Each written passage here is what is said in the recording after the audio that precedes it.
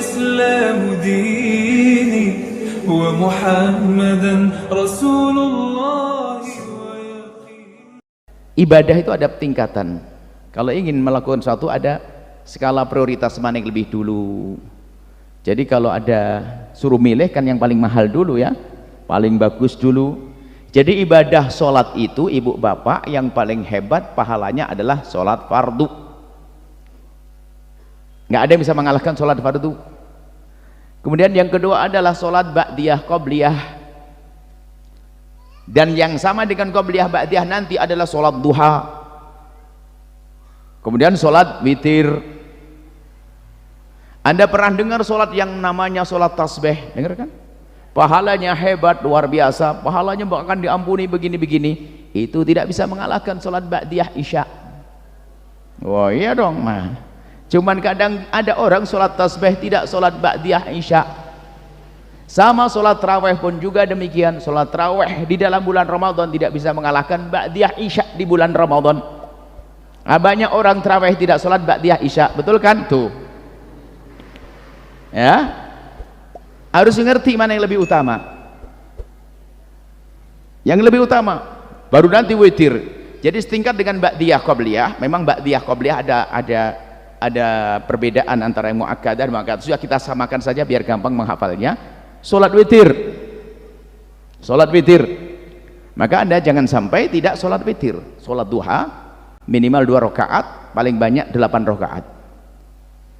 Boleh 2 salam, 2 salam, 2 salam, 2 salam, 4 rakaat sholat duha. Paling enak 2-2 sholat itu. Kalau ada sholat langsung saya sholat duha 8 rakaat dijamin stres. Ini rakaat yang berapa? Saya pernah nyoba, nggak ketemu tuh. Ini sholat ketiga kok 4. Loh, pusing. Jadi penak 2. Apalagi untuk menyiasati setan.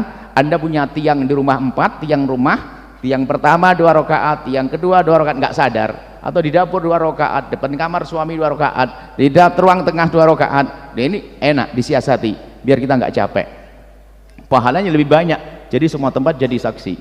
Jangan hanya sholat di musola, sudah musolanya pengap, berdebu, nggak ada ventilasi, kipasnya mati, bocor, nggak betah.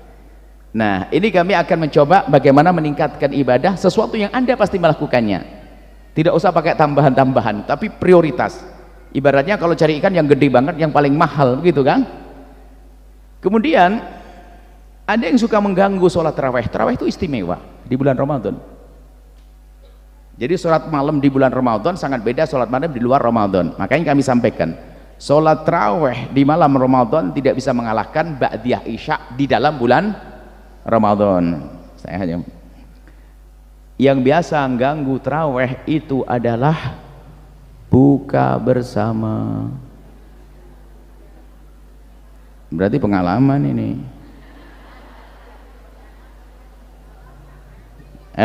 Ini kacau. Sebab ini kalau sudah buka bersama, mau tarawih di tempat buka takut kemalaman. Mau tarawih di rumah pasti sudah selesai, kan gitu ya. Sudah bersepakat sama suami, pokoknya kita harus pisah. Yang iya pulang ke rumah, tarawihnya di rumah. Sampai di rumah karena perjalanan lumayan jauh agak capek, ngomong sama suaminya, bang tarawihnya nanti aja menjelang sahur, gitu ya. Tak tahu setelah menjelang sahur, bang kayaknya mepet, kita nggak sempat tarawih. Itu yang terjadi, betul gitu kan? Baik. Maka dari itu kita ada perlu menyiasati urusan sholat tarawih, dan ambil yang paling banyak dong, jangan sedikit-sedikit tarawih. Tarawih hendaknya Anda bisa melakukan sholat berjamaah, berkumpul di masjid, dan itu adalah sunnah khulafaur rasyidin, bahkan juga sunnah Nabi, karena waktu Nabi melakukan sholat diikuti oleh orang, jadi berjamaah juga. Dan adanya di masjid sebisa mungkin itu Anda melakukan di masjid agar syiar. Sampai Sayyidina Umar mengatakan, nikmatil bid'atu hadhihi, sebaik-baik hal baru yang diadakan adalah berkumpulnya orang sholat tarawih di masjid. Dulu sholat tarawih nggak begitu. Pertama sholat tarawih Nabi melakukan sholat, diikuti oleh sahabat Nabi. Hari kedua diikuti, hari ketiga diikuti, hari keempat diikuti. Hari kelima Nabi tidak keluar karena takut Nabi takut diwajibkan. Kemudian setelah itu sholat tarawih di Masjid Nabawi itu pakai kelompok-kelompok. Setiap ustadz, setiap qabilah dengan grupnya. Jadi nggak beraturan. Lalu Sayyidina Umar bin Khattab melihat Ini kalau seandainya dikumpulkan dengan satu imam, niscaya hebat luar biasa. Lalu ditunjuk Ubay bin Sayyidina Ubay, kemudian sampai setelah itu ada Sayyidina Bilal dan yang lainnya, Sayyidina Abdullah bin Maktum, Sayyidina Ubay. Jadi dikumpulkan dengan satu orang imam. Setelah dikumpulkan satu orang imam, kompak, ramai, syiar, maka Sayyidina Umar mengatakan, nikmatil bid'atu hadi, sebaik-baik bid'ah, jadi ada bid'ah baik, sebaik-baik bid'ah, tidak ada istilah meninggalkan sholat tarawih sebisa mungkin. Maka gue kasih tip ini, tipnya ini memang dalam keadaan tertentu, bukan semua orang ngikuti tip ini. Enggak, Anda dalam keadaan bepergian buka bersama, maka pastikan setelah buka bersama Anda sholat isya berjamaah di tempat tersebut.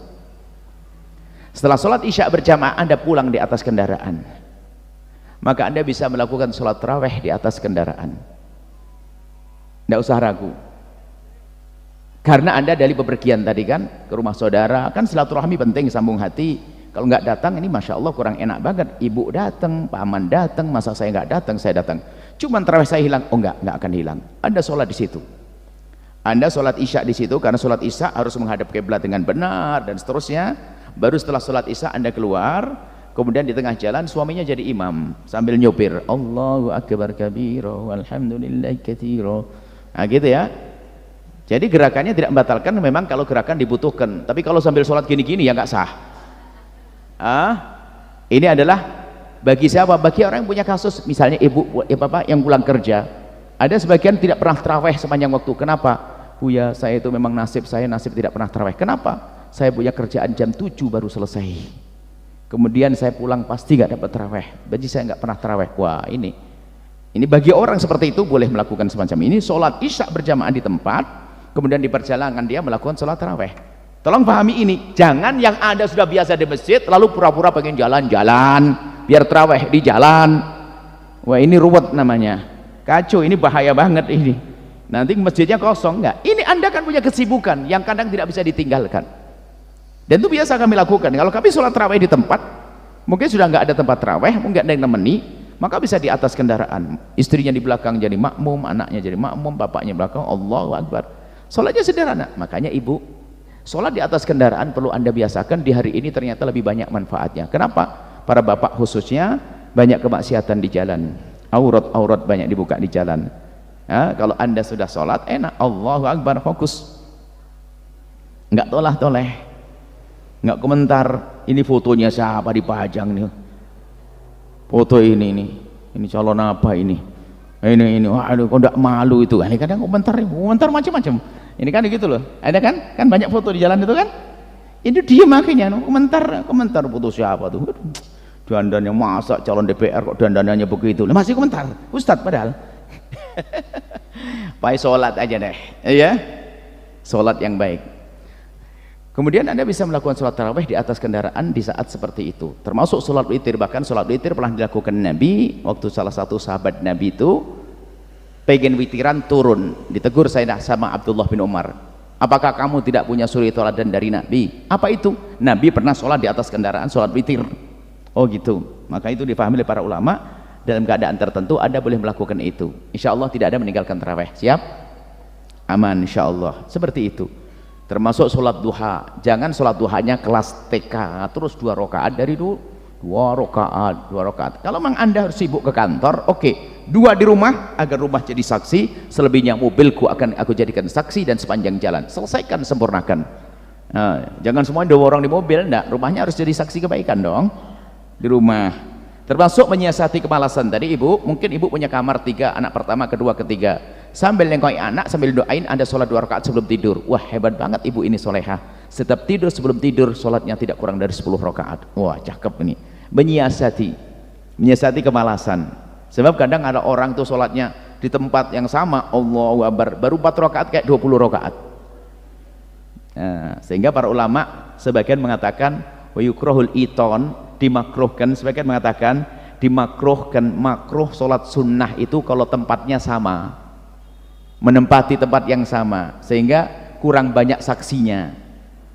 Jadi kalau habis sholat fardu, bapak-bapak, ibu-ibu, habis sholat fardu, kalau sholat fardu berebut sop pertama.